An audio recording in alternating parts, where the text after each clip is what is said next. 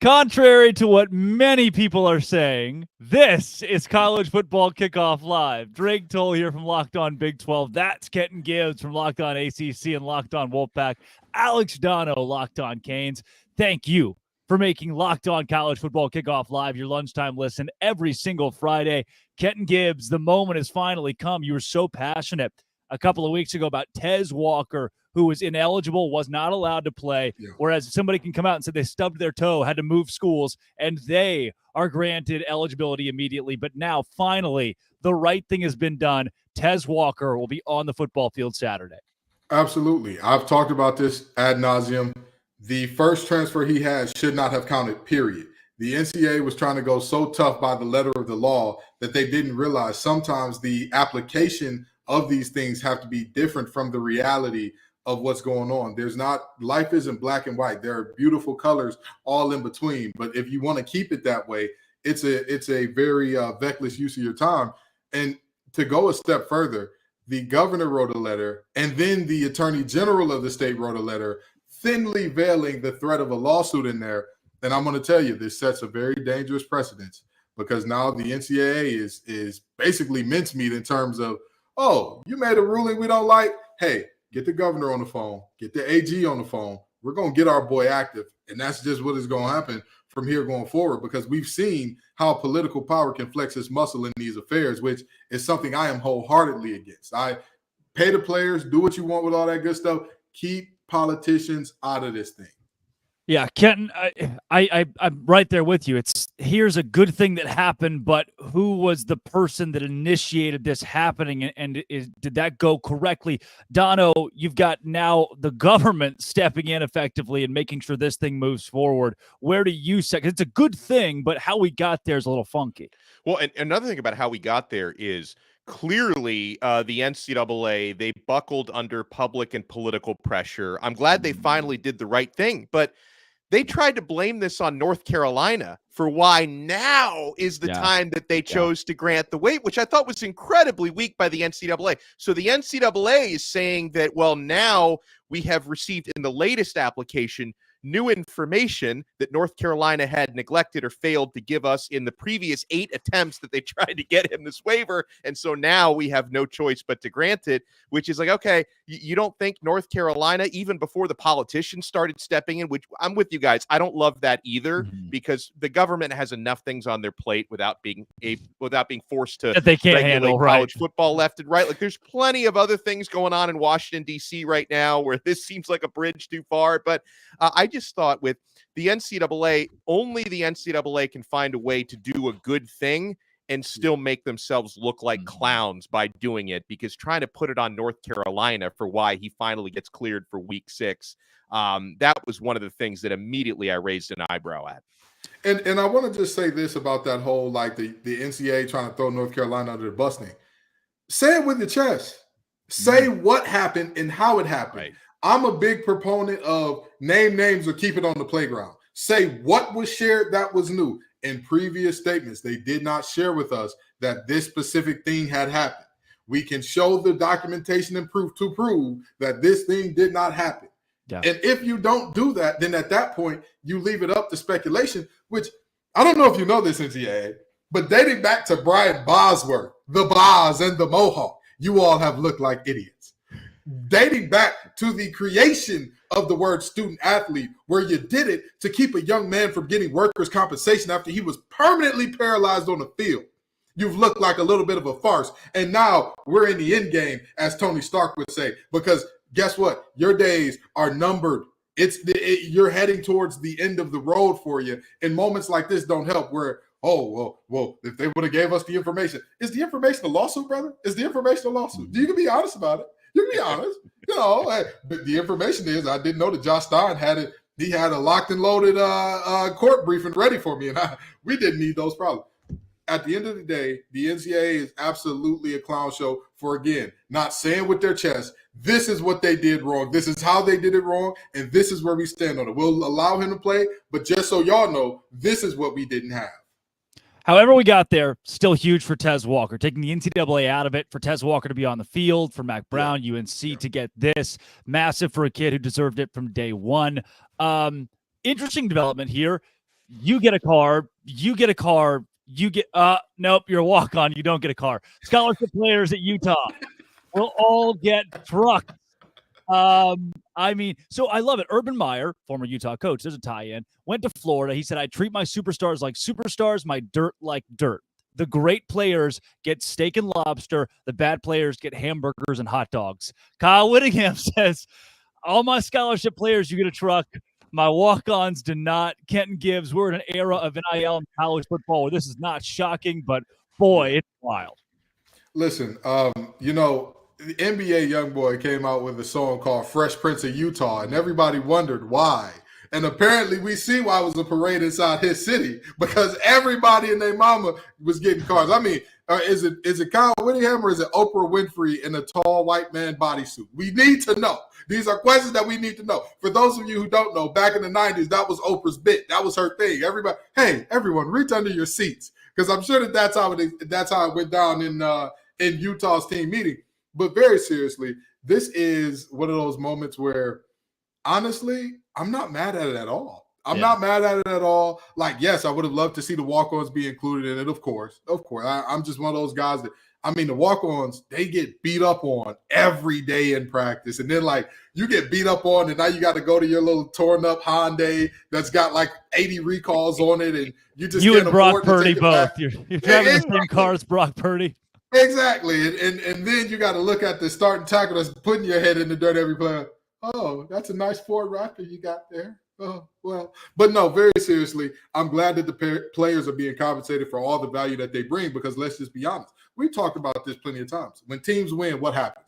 All of a sudden, all these new buildings start popping up around the school. Yeah. All of a sudden, all these endowments start growing. All of a sudden, all of these newfound donors want to donate, and every penny ain't necessarily going to the program. So where's the money going? Well, The money is apparently going to trucks for these players, which I'll take it. I'll buy it. I love it. Yeah, Dono, it is the Crimson Initiative, the Utah Crimson Collective that did this. Are you on board with everybody getting trucks? I mean, this seems pretty neat to me.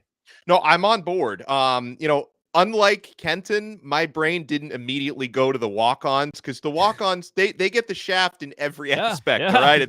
This is not new. This is not the first place that's happened. 85 scholarship players getting these cars, and this is, they dotted all the I's, crossed the T's. This is a legal NIL deal, and I think this is a pretty cool display of the power of name, image, and likeness, because this does a lot of good for Utah, right? Because every player that they're recruiting is going to say, well, okay, that's pretty cool. They're giving these guys trucks. That's pretty neat. I would imagine there's also a lot of goodwill here for Ram, because these are all Ram trucks. So their name gets in the news quite a bit. I would imagine there's probably a local dealership that's behind this, facilitating the leases. So they get goodwill as well. So I think this is a cool example of NIL working, because, guys, there's a lot of stuff that, that allegedly goes on behind the scenes with NIL. A lot of these quiet payouts from collectives that aren't really in the spirit of NFL, because the spirit of NIL is really supposed to be advertising. That's what it's supposed to be. A lot of times it's not that. It's just recruiting bidding wars. But I think 100%. In this case, the advertising part of it actually works, because Ram, Utah, the dealerships in question, they get positive PR from this. So I like it a lot. There's ROI here for everybody involved, which is what I think NIL was supposed to be from the jump. This is doing NIL correctly, in my opinion, over at Utah. Now, this week we have a ton of ranked on ranked games, the biggest game of the week being Oklahoma and Texas, the Red River rivalry, the last one in the Big 12 taking place this week. And before we take you out to Houston, we've got Jonathan Davis from Locked On Longhorns, Josh Helmer, John Williams of Locked On Sooners to break down how they think this one will go.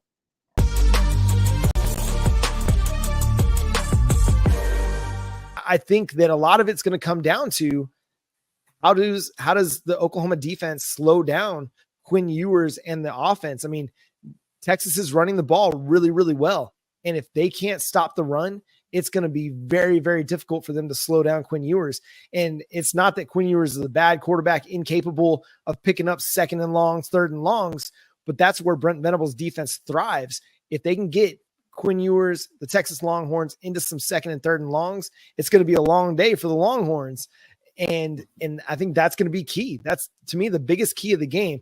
Even if Oklahoma can't run the ball themselves, if they can slow down Texas's run game, it'll kind of play into their favor. I feel good about this team. I've been talking about it for months. Oklahoma right now, they're 5-0 against the spread. So playing really, really good. They're putting up points. They're slowing teams down. It's a good defensive team, a good offensive team. So I'm feeling great about where Oklahoma's at heading into this one, even though Texas may still be the better team. We know it's a coin flip game, right? Every single year. It doesn't matter what the rosters look like, what the trajectory of the teams look like, the records look like. Throw it all out the window, as the proverbial rivalry game would state in the rivalry book. But Jonathan, how do you see this one playing out? What's your prediction?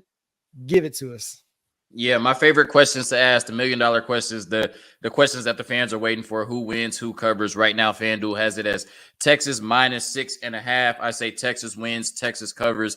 This defense has not given up more than 24 points all year. I'm not going to disrespect them and say they're going to do it for the first time this Saturday. I actually have the exact same Alabama-Texas score, 34-24, right? I think it kind of goes the same way, maybe minus the turnovers. I don't see Dylan Gabriel throwing 2 interceptions. I think Texas takes the lead. I think Oklahoma keeps it close, even takes the lead at some point. And then I think in the third or fourth quarter, Texas kind of takes off. But it's a close game all throughout. Texas ends up winning by 10 points in this edition of the Red River Shootout. Once again, 34-24 to move to 6-0. And once again, keep controlling their own destiny en route to hopefully a Big 12 championship and a college football playoff appearance.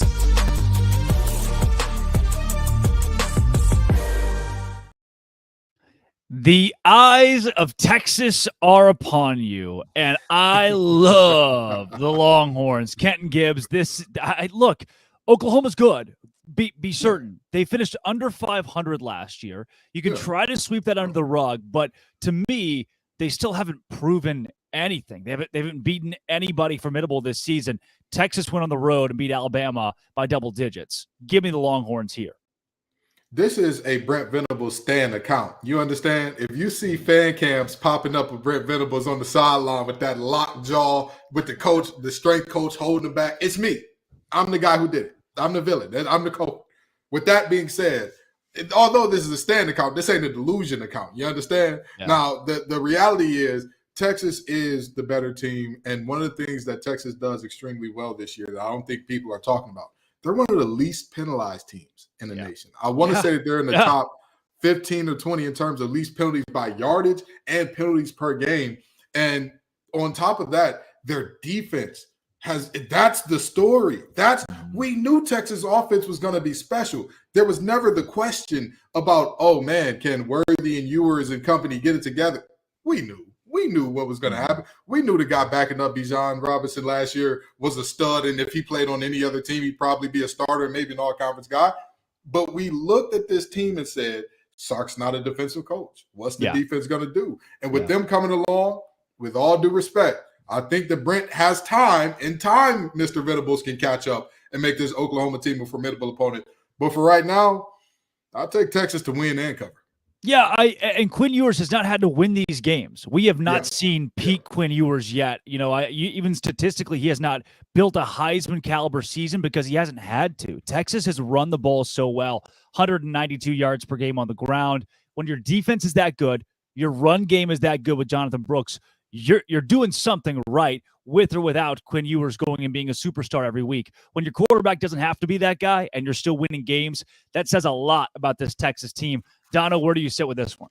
Well, it's funny. We were watching that clip with the OU hosts and the Texas hosts, and they talk about, how close this game is every year. I guess they're just pretending that last year didn't happen. Right. I know Oklahoma. I know that they John just slipped that one in there. It's like, this is a great game. Always a great game. Every year. Well, they lost 49-0 to Texas last year. I know they literally didn't have a quarterback in that game, so maybe they just pretend like that didn't happen. Now, I think Texas wins comfortably again this year. It's not going to be as comfortable as it was last year. No. I like the quarterback matchup. Dylan Gabriel's doing nice things for Oklahoma, but I give the edge to Quinn Ewers.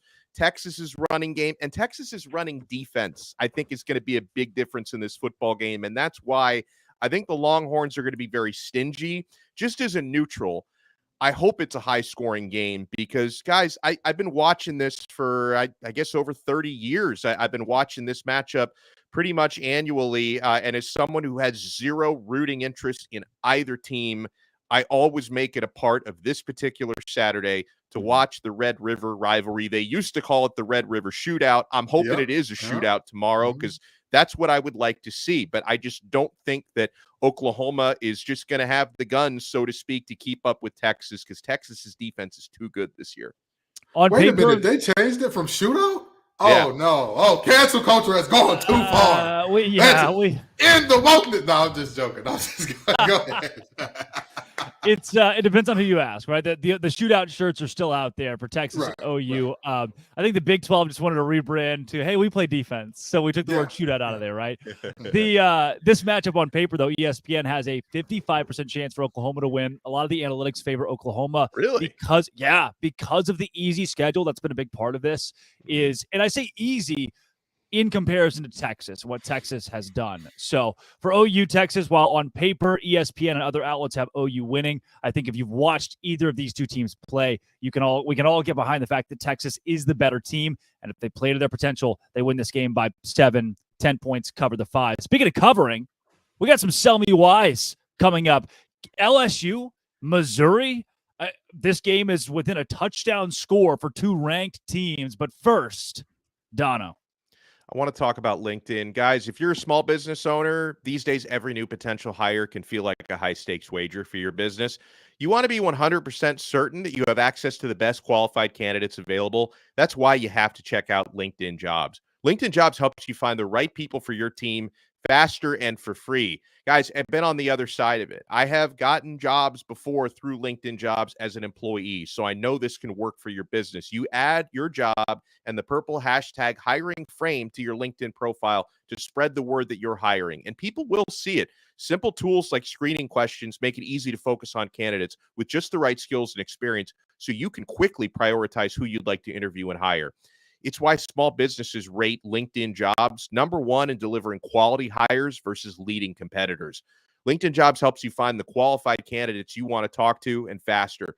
Post your job for free at linkedin.com/lockedoncollege. That's linkedin.com/lockedoncollege to post your job for free. Terms and conditions apply.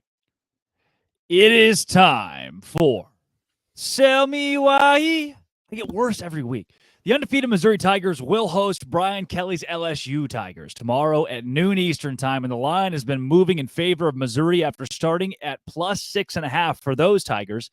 Now it's down to 4. Here's John Miller of Locked On Missouri to tell you why to take Mizzou.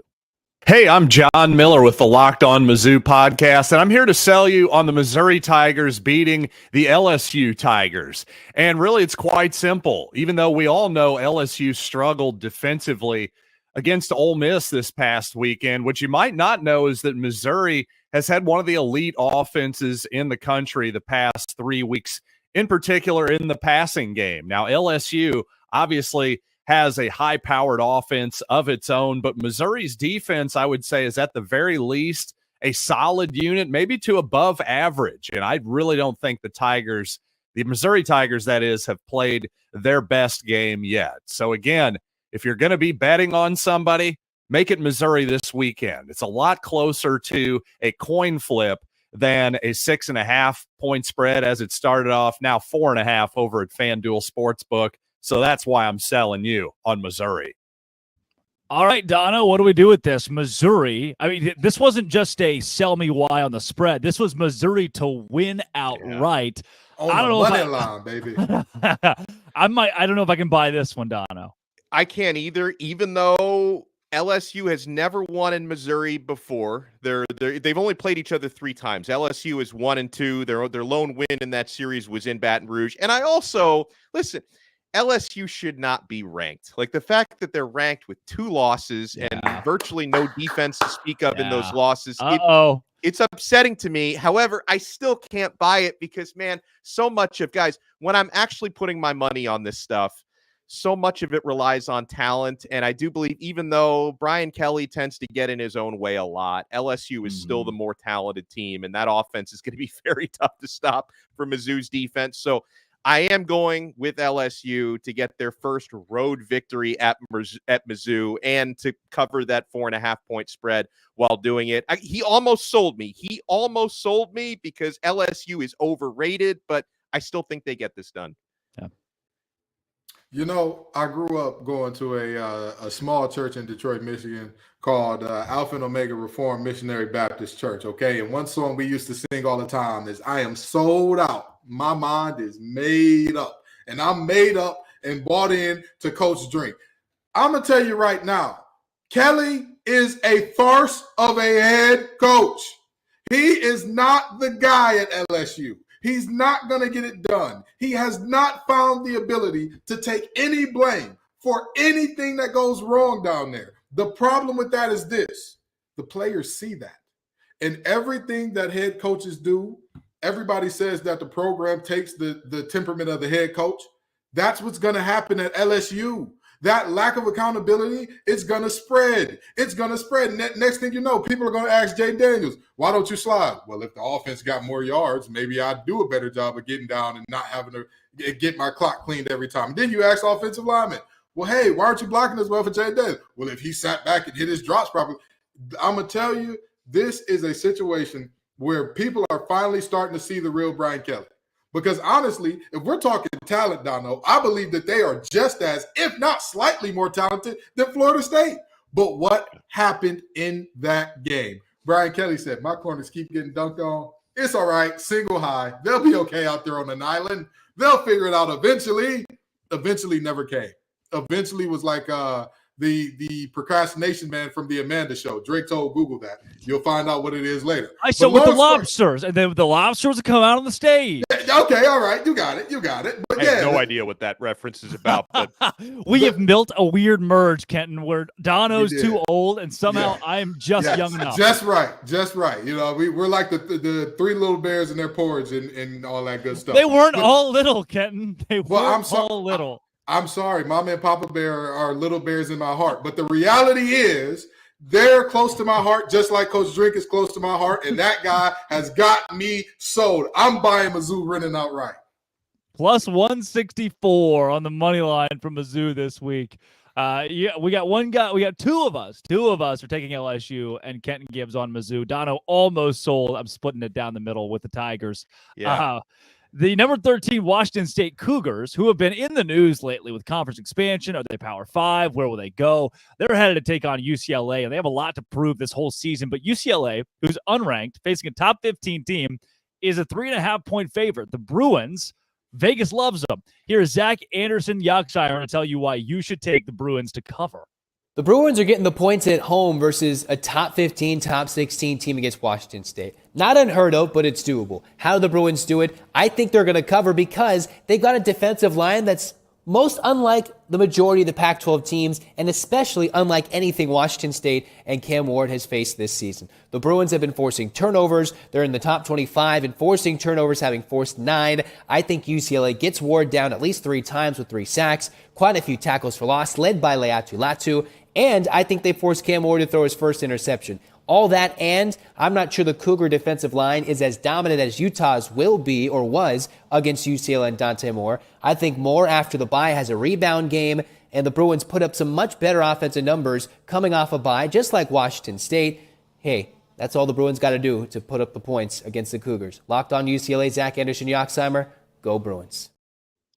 Hey, guys, I got to ride the hot hand here with Washington State. When they have so much to prove this season, and wins don't exactly equate to a brand building or a team going to a Power 5 conference. They could go undefeated, win the national title, and still not get that. But at the same time, the echo in the locker room is that that's the case. Jake Dicker, for him, that's the case right now. So I'm going to take Washington State here. UCLA, noon. There may be 15,000 people in that stadium. The atmosphere is not going to play a role in this. They put up 7 points against a Utah team that got thrashed by Oregon State, who Washington State beat. Transitive property doesn't work in college football, but it does for me right here.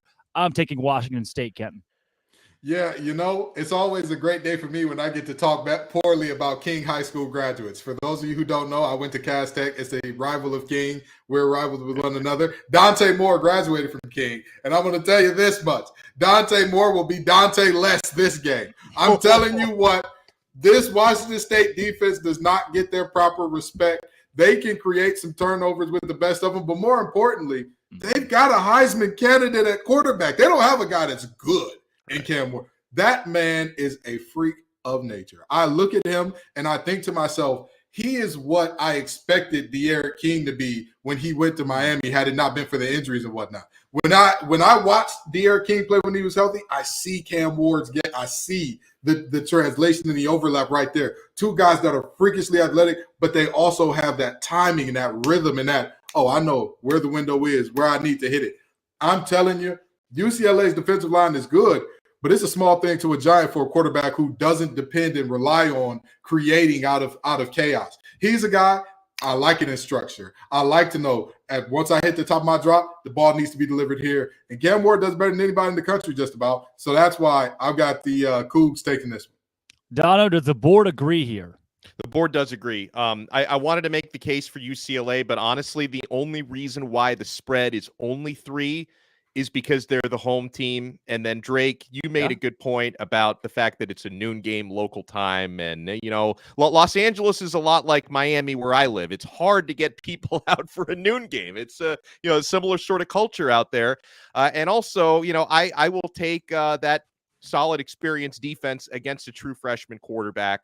Now for UCLA, they are coming off the bye week, which can be a good or a bad thing. Sometimes people maybe just assume, you're well rested, everything. A lot of times teams come out flat after bye week. So for a lot of different reasons, I'm taking Washington State to cover. This probably should be more like a 5.5 point spread. The fact that it's only 3, I see opportunity here.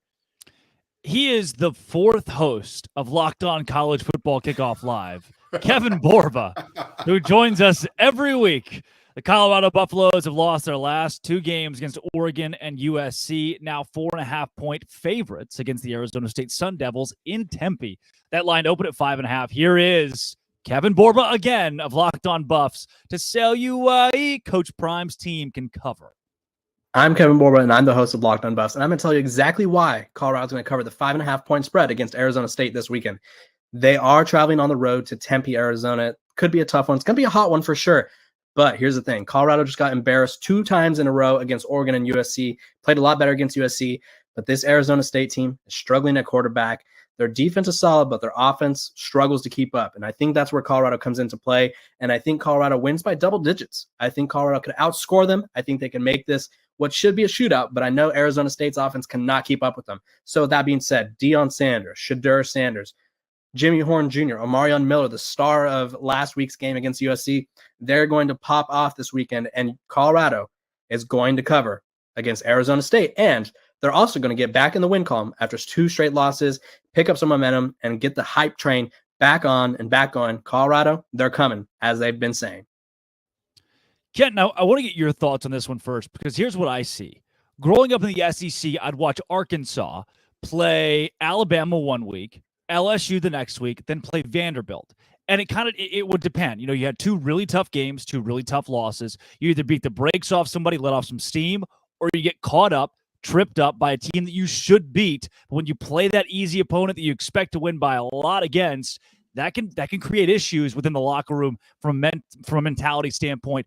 As somebody who played the game at the collegiate level, where do you sit with a matchup like this? Yeah, so in a matchup like this, it's all about the temperament of the head coach, and I know that I say it's not about your X's and O's, just your Larry's and your Joe's a lot, but that's when you actually get on the field. If we're talking about the preparation and what goes into this thing, I don't think that Coach Prime has allowed them to feel good about themselves and say, hey, this is going to be an easy one. We're going to roll in this game, even though they should. I don't think that he's allowed them to have that mentality. I mean, for Christ's sake, Arizona State self-imposed the bowl ban this year. And I imposed the ban on me dating Serena Williams as well. You know, I know that she's married to a billionaire with a child, but I imposed the ban on myself. You can't do it. You cannot do it. I said I need to be fair to the other men of the world, especially Alexi, her husband, and all that. And I said, I need to put this ban on myself, you know. So much like Arizona State, I'm banning myself from things that weren't going to happen anyway. And I don't think this game would have helped their toll to get there. I think that Colorado rose in this one, and you know, Kevin Borba, we have him on for a 6th and 7th straight week to talk more Colorado, even during their bye week. Yeah, Dono, who do you ride with this one? I ride with Colorado for the 2nd straight week. Hashtag I'm with Borba. This spread is ludicrous. Arizona State is one of the worst Power 5 teams. Like I don't care. They could be playing in Tempe. They could play in Timbuktu. It doesn't make a difference where this game is played. Colorado is going to win this game, like Borba said, at least by a couple of touchdowns. Arizona State is awful. And, you know, I'm going to co-sign on what Kenton said about, you know, Dion probably instilling these guys with the right mentality for a game like this. I'm seeing evidence of his tough love paying dividends, because a couple weeks ago, Dion was very vocal about top recruit in the country who's a true freshman in their class, Cormani McClain, the former 5-star cornerback who, you know, even after Travis Hunter first got injured, McClain wasn't getting on the field. And Dion was talking about not enough work ethic, you know, not enough playbook study, that he's just not checking off the boxes. Well, McClain finally did get on the field against USC, and he played pretty well. And I was watching him pretty closely. He looked like a man possessed out there. So it seems like the motivational tactics that Dion is using are working, at least on certain players. And yeah, listen, Colorado is just, they're going to score a lot. And, you know, Borba mentioned something about it being a shootout. And then, you know, Brandon Olson, our producer, made a great point in our chat. Arizona State hasn't put 30 on anybody this year. So it's not going to be a shootout. I think it's going to be pretty lopsided, where Colorado is going to score and Arizona State's going to run out of juice at some point. Yeah, I think Jaden Rashada is a good quarterback, albeit young. I mean, he's going to be someone who makes college football teams unhappy in the Big 12 as Arizona State makes that move. Colorado defensively allows 480 yards per game. That is a lot of yards. So I can see where the shootout mentality comes from. I mean, look, Arizona State should score 24, 28 points on this Colorado defense, as most teams have been able to do here. Obviously, this is a very much an inferior opponent for Colorado, but if they score 28, Colorado scores 56, you're still covering 4. So give me the Buffs as well. The entire panel agrees. Tell you what, let's do some booms or busts. Who around the country impressed you last week? Who has lost it all? That is coming up. But first, Dono.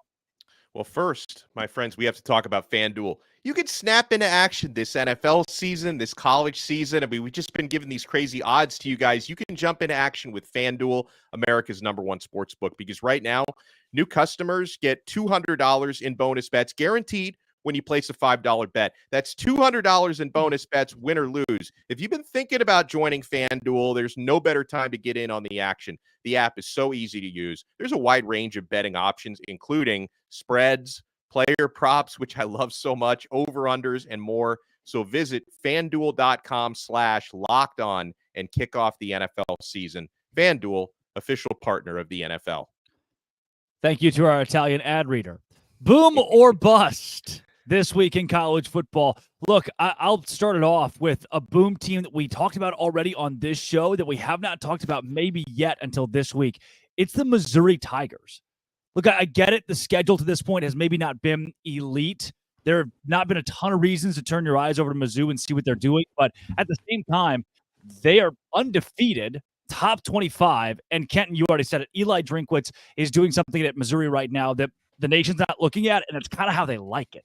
This is what Mizzou does. They come in, fly under the radar, play well, and Drinkwitz, who was effectively coaching for his job, has now gone 5-0. Granted, again, their biggest wins against Kansas State. Their conference win is against Vanderbilt. They've got to prove it against LSU this week. But my boom, undefeated 5-0 Missouri Tigers, who I thought at this point could have been 3-2, especially with a disappointing loss they almost suffered to Middle Tennessee State. Kenton, who's your boom or bust? You know, I'm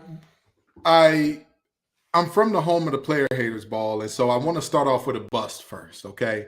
South Carolina has continued to look worse and worse and worse throughout this season. Yeah. So much so that them playing Georgia close was a victory.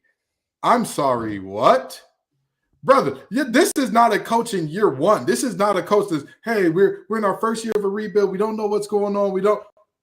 At the end of the day, I knew that there were going to be problems with that team when they were scrambling and adding defensive linemen who they said were going to be in the rotation a week before the first game. Yeah. Yeah. I knew there were going to be problems, but boy, have they appeared in a major, major way. Shane Beamer is undoing a lot of goodwill that Pops has given him on the sideline just from that last name. It is looking nasty. It is looking ugly. And I'll tell you what, we joke all the time about LinkedIn Billy. Billy might not be the only coach that ain't a coach in the SEC at the end of this season. I'm just saying. Dono, boom, bust. What do you got first? I'm going to go boom. I'm going to give you a boom 1A and a 1B because I do have to give some love to the team that I It's so cover. positive every week, Dono. It is so positive. Super I try. positive. I'm always Multiple smiling. booms. And I'm that's why I had to bring my always player haters energy. I had to balance it out. All The happy Italian guy from FanDuel. I will have a bust later, but I want to give a boom to Miami. They're favored big against Georgia Tech tomorrow, so hopefully they can live up to that hype because they're supposed to win the game by 20 against a Georgia Tech team that just lost to Bowling Green last week. But I watched a lot of improvement before my very eyes. Last season, Miami had the 107th ranked offense in college football. They're up to number 7 right now. Tyler Van Dyke is very quietly the top graded quarterback in the country per Pro Football Focus right now.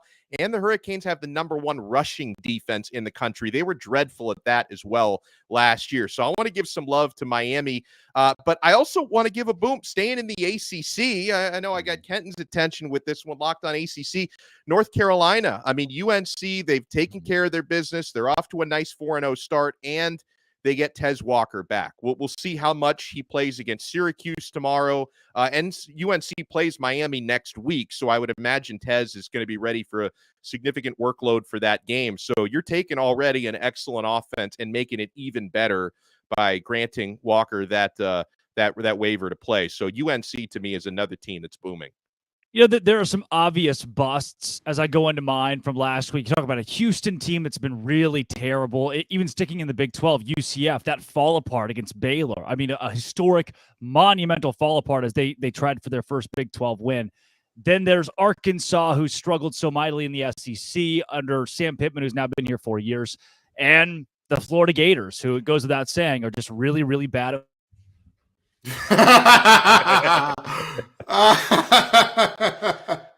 Folks, as you can see, one of our producers is, in fact, one of the hosts of Locked On Gators, and that's why Drake just got muted with the thumbs down. We have the funnest producers in the game, by the way. I have been waiting. I'm the only one that hasn't gotten muted, I think. So finally, I'm about to get muted. Yeah, my bus team, though, is a team that's undefeated. I'm going to go with USC and the Trojans. This reminds me a lot of the Ian Book quarterback Notre Dame teams that were supposed to be so good.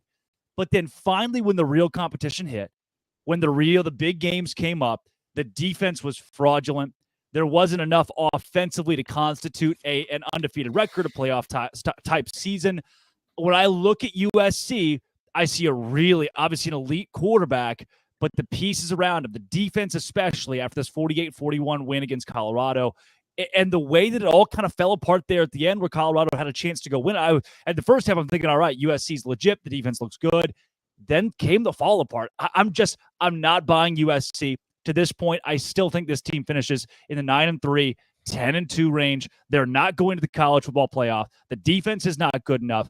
I am selling hard on USC. And despite the win, again, this week proved to me the defense is just not there. Defense wins championships. This team doesn't have it. So this boom is going to be very niche, and it's also going to hurt my soul to say a little bit because I hate this position. But backup quarterbacks in the ACC, what a time they're having. What a time.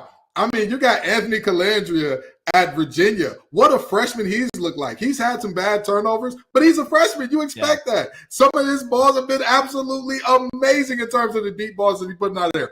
Kyron Drones at Virginia Tech. Brother, if I look at the Kyron Drones and Mike Vick, I don't know. Former Baylor Bear. By the way, former Baylor Bear. That's why I had to include him. Would have won the Heisman at Baylor. Just throw that out there. Hey, listen, I don't know if Aranda would. Never mind. We're not going to go there right now. We ain't going there. But the fact of the matter is very simple. And then you got MJ Morris taking over for Brennan Armstrong at NC State. And here's how bad it got. He hadn't even started or played a game yet this year, but he's still on this list for this reason. There were fans at NC State putting up missing and wanted signs for MJ Morris. Folks, I don't think y'all understand just how excited people are to see this young man get out there and do it. I'm telling you what, these backup quarterbacks in the ACC, what a time to be alive because everybody loves them. They're all playing above their heads and doing great things. I know that Calandre's been replaced by Musket again, but still, he was great when he was in there. He was exciting. He gave Virginia some hope. These backups in the ACC have put the world on notice a little bit. Dono, I can't. You already gave me 2 booms. Do you have a third, or you finally go a little negative on us to give us a bust? No, I'm going to go negative. I mean, I might get muted because how can I not go with Florida? I mean, I had that Florida Kentucky. The way that I handicapped it last week was a coin flip game. Florida, not only did they lose 33-14, they allowed one human being to rush for 280 yards and 3 touchdowns. Ray Davis is still scoring touchdowns. I had questions about Florida's offense. Now I've got even more questions about their defense. That's my bust. Oh, the Florida Gators certainly were a bust this week after not just a loss to Kentucky, but they got killed. They really got killed. Guys, let's keep a conference confidential conversation going with these leagues that have these hopes of getting 2 teams in. Kirby Smart came out this week and said every team, Vanderbilt included, should be ranked in the SEC. Not, hey, we're in a down year, or hey, we need to clean some stuff up. Georgia has not looked crisp. Kirby Smart's excuse, every team in the SEC is good. Maybe there's some validity to that. You just don't often hear head coaches say it. Although I don't see the SEC as a league that can get 2 teams in. I certainly don't see the Big 12 that way or the ACC. The Pac-12 seems, oddly enough, at second in this race behind the Big 10. Is there another conference that's not the Big 10 that can get 2 in, Dono, or is it only the Big 10 that can do it? Well, okay, first of all, let me address Kirby Smart's comments because, you can buy that argument some years that, the SEC, they're just beating up on each other because they're so good. They've got a losing record out of conference. So how do you reconcile that? And listen, man, I'm not saying the SEC's dead or anything like that. I'm sure they're going to continue to be. I mean, the Big Ten is obviously strengthening as well, but the SEC is going to continue to be a preeminent conference in college football. Can we just admit they're having a down year or they've had a down, half a year so far? Apparently, Mr. Smart cannot admit that, but no. And Dono, there may be only one conference, and it's the dying conference that can say they're not having a down year. I mean, when you look at the ACC's missing its powerhouse Clemson, when the Big Ten is missing, is Ohio State fraudulent? Are they good? I mean, there are some leagues right now that are trying to scratch and claw towards, hey, we're still relevant. The Pac-12 being the only one who's truly had consistency this year. Yeah, right. And that's true. But I will say, as far as getting 2 teams into the playoffs, the Big Ten looks far and away the most likely right now. Now, obviously, only one of them can win the conference championships, and Michigan and Ohio State do have a regular season matchup against one another, but they're both in the top 4, and Penn State is in the top 6. So, yeah, the odds are just in the favor of the Big Ten right now. And, I think Ohio State, who looked a little rocky at the start of the year, I think that's a situation where they're going to continue to kind of figure it out as the season goes on, and McCord is going to get more comfortable at quarterback. So I absolutely see the Big Ten as the most likely to get 2 in this year. Yeah.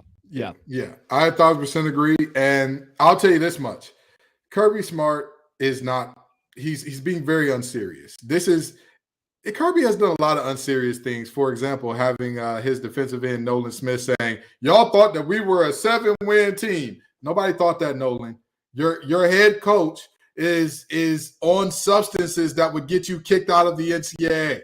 You understand? That's the only way that anybody would actually have him believe that people thought you were a 7-win team, especially with your schedule. But now, moving on.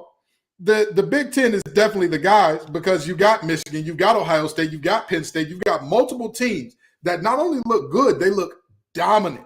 They look dominant. And not only are they dominant in conference in terms of beating up on the other team, they're beating up out of conference. Out of conference, who wanted to see those teams this year? Who was saying, oh, yeah, I want to see Penn State. Oh, yeah, bring Ohio State on. Ohio State, for all the people say about them and whether or not, listen, Ryan Day embarrassed himself by going at Lou Holtz, but they got a top, 15 win in that game? Like, at the end of the day, a win is a win is a win. That's just, even if they put 10 men on the field, you can't coach the other team. That's not his job. In Marcus Freeman, you got to put your 11 out there. So the reality is the Big Ten is the only conference to me that has a shot at this thing, because the Pac-12 is defense optional. The Big 12, I don't see doesn't a exist world. this year. Let's just not talk about it. I just don't see a world where both Texas and Oklahoma get in, even though there are the two likely candidates if there were to be two teams from there. And the SEC, they're a joke this year. They're a joke. 3-6 out of conference. You're a joke. Looking terrible all throughout. Losing games that you should not. You're a joke. Because let's be honest, let's stop saying losing games you shouldn't. At a certain point, that's who you are. That's who you are. We got to accept that Money Milroe not being able to throw. That's who you are. Brian Kelly, that's who you are. Jimbo being Jimbo. That's who you are. We don't have to keep lying for these guys. Oh, it just means more. It just looks like it means just as much as it does to everybody else this year, huh? Now, the only way in most of these conferences you get to is the weird hang up of I beat you in the regular season, you beat me in the conference title. There is a scenario where a 12-1 Texas, 12-1 Oklahoma, who have two tight games, make a case for that top four, who are, by the way, quasi-SEC teams right now. Brett Yormark, the Big 12 commissioner, will not be on hand at the Red River Shootout. Instead, Greg Sankey will, which is just a really, again, further proof that this is an SEC matchup already in the eyes of that conference. In the Pac-12, that's where things get really hairy with, all right, well, now we decided that Utah is not good. And where does USC fall in this? And Oregon has kind of still flown under the radar as a team that's really good. We haven't talked a lot about them. Over in the SEC, if you have a 12-1 Bama, a 12-1 Georgia, no way you keep both out. But it's the question of, does that actually happen? In the ACC, can Florida State be a representative for that conference? And then, of course, in the Big Ten, as we both mentioned, you got Ohio State, Michigan, who both made it in last year. Do they repeat there? Does Penn State sneak in? With this 4-team format, it's going to be really interesting to see if anybody can get to. One thing I do circle here is the amount of teams that just didn't exist to us a couple of weeks ago that I do want to bring up. Kentucky, Duke, Fresno State, Louisville, who is ranked right now in the top 25. There are Oregon State, Washington State, both being top 15. There are teams, Dono, that we were not ready for this season that have been so good that are still not getting the love they deserve despite being big surprises in college football. Yeah, and I'm glad you brought up Louisville because they have a couple things really going for them this year. Number one is they're a good football team, as I expected them to be. And, bringing back Brom to be their head coach, it seems to be paying early dividends. They've also got, by ACC standards, I believe, easiest schedule in the entire conference. Obviously I'm going to be watching them against Miami, second to last weekend of the year. That's the toughest matchup that they have on paper. Outside of that, if they keep playing the way that they're playing, they could have a 10-2, 11-1 type of year without even really breaking a sweat. So that's definitely a team to keep an eye on, right? If they were to get to the ACC championship and face the likes of a Florida State, I wouldn't imagine it would go very well for them, but that's a good team with a cake schedule, which is a good recipe to have a great record this year. Yeah. Kenton, any of these teams that jump off the page to you as, hey, look, we're not talking about this undefeated darling right now, but maybe they make noise later on?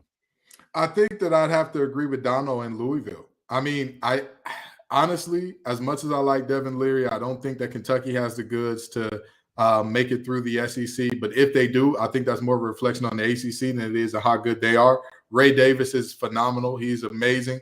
But the reality is you can put 8 in the box and kind of neutralize that. You can put 7 in the box when they're running some spread looks, and you can neutralize that. So I think that Louisville is a team that is terrifying. And I say terrifying because I've said this on Locked On ACC, and I'll say it here. Louisville is 4 to 5 elite performances from Jack Plummer away from being a college football playoff team. Now, I know that that's asking for a lot. I know that an elite performance from Jack Plummer that's a tall order. That's not exactly your venti at Starbucks. That's that's not your grande at Starbucks. That's your venti. That's your big boy there. That's the one that's coming with all the extra whipped cream and a little crunch on top. But the reality is, Jamari Thrash, superstar. Phenomenal. When he gets the ball in his hands, he's electric. Joe R. Jordan, if he's even, he's leaving. If you leave him a crease, it's Katie Diz at the doorstep. Strike up the band, Cardinals reservation for 6 in the end zone. And then you've got a defense that, again, although they've struggled at times, very good at taking away the ball. Ashton Gelati can get home. So that is a team that I'm looking at and saying, all right, they can be something special now. They can be something much more special than I originally believed that they can be. Yeah. Coming up, Locked On Kentucky, Lance Daw. I mean, we got another that's the big Florida win, but Florida's not good, so we count that as a quality victory. Let's get the rundown of this Kentucky team from Lance, but first, Dono.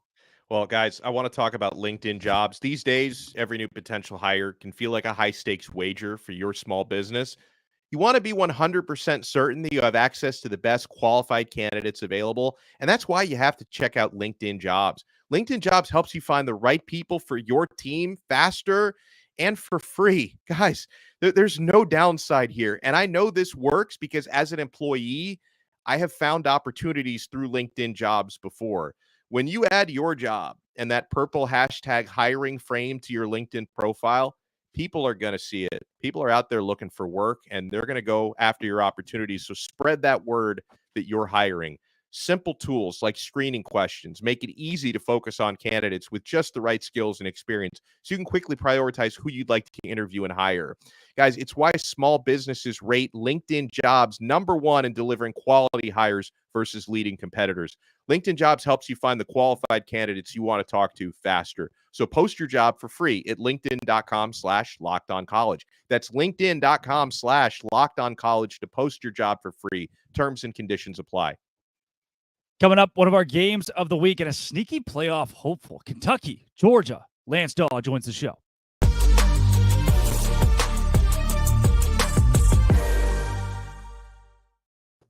Lance Daw joining Locked On College Football Kickoff Live. Lance, look, not a lot of people nationally are giving Kentucky as much love as the Wildcats probably deserve right now. Do you agree with that assessment going into this Georgia game? I think when you look at what Kentucky's accomplished so far this season, I think it's absolutely fair to have a little bit of doubt when you take a look at Kentucky's unblemished record. Obviously, the month of September was relatively easy for UK. I mean, they scraped by Akron, Eastern Kentucky, Ball State, a couple of really easy opponents. Went over to Vanderbilt, had a couple of pick sixes really aid them in that big time win on the road, scored a lot of points. But at the end of the day, I think that looking at this Kentucky team right now, coming out of this Florida game, I think a lot of fans surrounding the team are excited about it. But go and look at that Florida game. I don't necessarily know if that's a situation where you watch Kentucky's ground game really take off. You watch Ray Davis explode for 300 or on nearly 300 yards. I don't necessarily know if that's a Kentucky strength or a Florida weakness here. And it was what you were saying a minute ago, Drake, about just how I don't really know if Kentucky has played a quality opponent up until this point. And we're going to really find out on Saturday whether or not they are worth their salt. Now, again, I want to reiterate, not a whole lot in terms of legitimate opponents that they've seen. So I don't really know if we have a ton of data to truly tell us whether or not Kentucky is capable of competing this weekend against the Bulldogs. I think after we get this game, and if they somehow come out with a win, then we'll have a really good idea of where they stand. Something that I'm always curious about, Lance, is, the matchup against Brock Bowers, Carson Beck. How's that looking on paper? Well, I think right now with Kentucky and what they've got in their defense, it's not necessarily an individual that can cover Brock Bowers because, as we identified last weekend, nobody can cover Brock Bowers. Auburn tried throwing literally everyone in the kitchen sink at Bowers, and they could not find anybody to cover him. I don't think Kentucky has an individual on this team that can. Now it's just finding different ways to kind of lock him up with more than one individual. But I will say this, an area that Auburn struggled with last weekend, and I think an area that Kentucky could struggle with this weekend, is third down. Georgia went to Bowers continuously on third down, and he was always open. I'm really concerned considering Kentucky has had struggles this year getting off the field.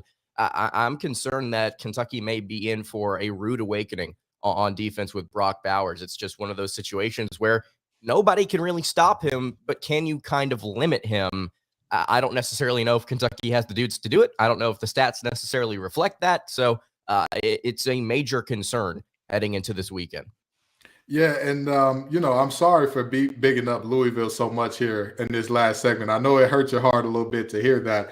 But with that being said, tell me what about this Kentucky team that the rest of the world – tell me what it is about this team that the rest of the world doesn't know that they need to get acclimated to, right? Because anybody who watches Kentucky play, even as a casual fan, you're going to hear the name Ray Davis, Sweet Baby Ray, Babyface Ray. You're going to hear about Ray all day long. But tell us, who are the unsung heroes that if this upset is to be pulled off, this guy will be a massive part of it? Well, I think right now Kentucky, one of the most impressive things that they've done so far this season is they've really maintained a strong turnover margin, which is something that they were not able to do over the past couple of seasons underneath defensive coordinator Brad White. I think right now when you look at Kentucky and what they've got going on that defensive end, I think they've got a lot of different guys in the secondary that you have to be impressed with. I'm so sorry. I'm trying to pull up his last name because I always botch it on my show just to make sure that I don't botch Maxwell Hairston's last name. He currently has 3 interceptions on the season. 2 of them have been returned for touchdowns. He has been a game changer for the Wildcats so far this season. Kentucky's got a number of different guys in the secondary that have been, I don't necessarily know if lucky is the right word, but just in the right place at the right time when it comes to creating some of these turnovers and immediately turning into points. But look across this defensive backfield. I think that you could find a number of different guys. If you want to talk about unsung heroes, Trevin Wallace, Alex Afari, like I said, Maxwell Hairston, you've got several guys on this back end that you have to be really impressed with the way that they've played so far this season. I think Kentucky and their secondary is maybe a little bit underrated so far this year. And I think it could be a big help for them in some conference games, maybe some more home games here where they start to create some turnovers and it really starts to create a gap between them and whoever the opponent is, because Kentucky has proven if you're going to give us the takeaways, we will cash them in for points. And they have made people really pay for that. So I would have to go with the secondary as a whole, but Maxwell Hairston has been an excellent, excellent player. Lance, elevator pitch here. In short, will Kentucky make the playoff? I would say that Kentucky's got a legitimate shot if they win this weekend. I think that the SEC East outside of Georgia has a lot of really solid but not elite teams. Anybody can beat anybody this year. I think Kentucky's strength in the trenches. I do like this D-line, but man, this O-line last weekend, if they play like they did last week against Florida, if they do that again for several SEC games, you're not a fan. Somebody take away Brendan's thumbs down. Take away his thumb down and his mute feature. Snatch them both. Ali, Zach, get him out of here. Get him off the controls, please. Ali, I'm sorry, not Ali. Ali. Get him out of here. I think right now Kentucky's passing offense is still a work in progress. I believe with the plethora of receivers that Devin Leary has to throw to, this can be a better offense as the year goes on. Maybe we see that. Maybe we see Kentucky, start to strengthen that area of their game, and they win some games here down the road. They beat Louisville by 1 million at the end of the year, and we call it a day. Wow. Elevator to the top of the Empire State Building. That's Lance Daw. Locked On Kentucky. Lance, thanks for joining Locked On College Football Kickoff Live. Yes, sir. Absolutely. Thanks, Lance.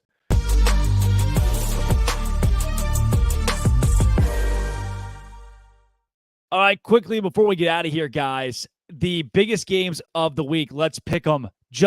I want to throw out 2 teams. You give me who wins, Alabama and Texas A&M, Dono.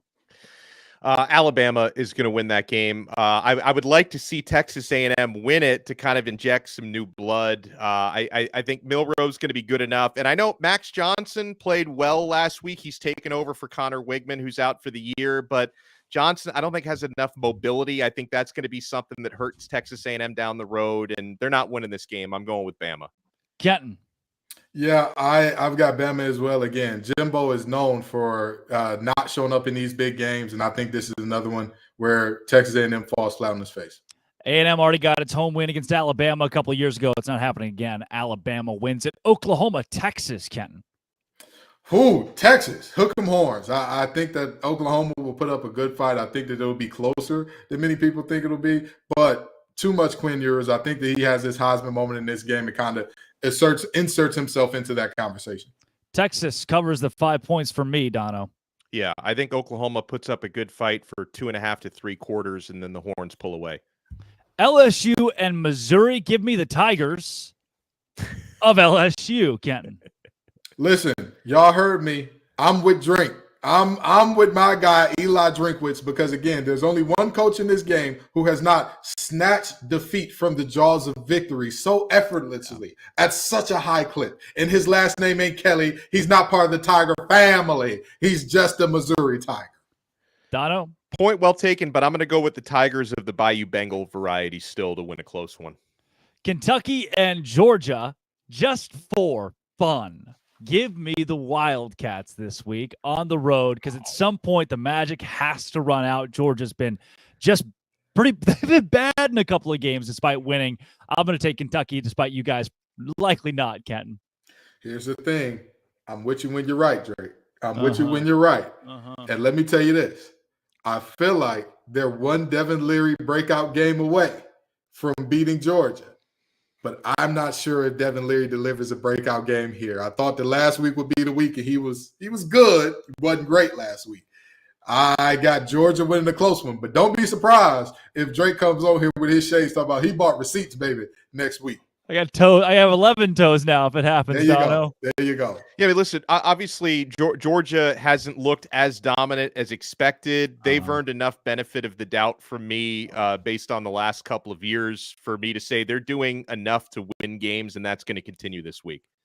I love it. That Kenton Gibbs from Locked On ACC and Locked On Wolfpack, Alex Dono of Locked On Canes. I'm Drake Toll from Locked On Big 12. Thanks for making this your lunchtime listen every single Friday. This has been and always will be Locked On College Football Kickoff Live.